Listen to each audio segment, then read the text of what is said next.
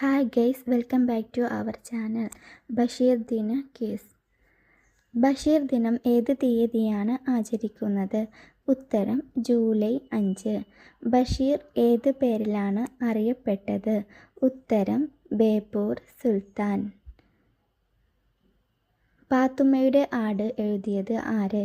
ഉത്തരം വൈക്കം മുഹമ്മദ് ബഷീർ. ബഷീറിൻ്റെ ജന്മസ്ഥലം ഏത്? ഉത്തരം വൈക്കം.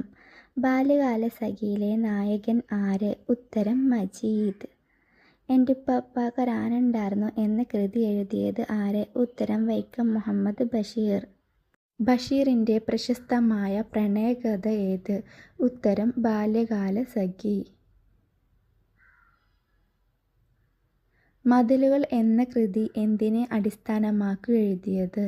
ഉത്തരം ജയിൽ ജീവിതം. ബഷീർ ഏത് സ്വാതന്ത്ര്യ സമര പ്രസ്ഥാനവുമായി ബന്ധപ്പെട്ടിരിക്കുന്നു? ഉത്തരം സത്യാഗ്രഹം. ബഷീറിൻ്റെ രചനകളുടെ പ്രധാന പ്രത്യേകത എന്ത്? ഉത്തരം ലളിതവും ഹാസ്യപരവുമായ ശൈലി. ശബ്ദങ്ങൾ എന്ന കൃതി എന്തിനെക്കുറിച്ചാണ്? ഉത്തരം സമൂഹത്തിലെ വിവേചനം.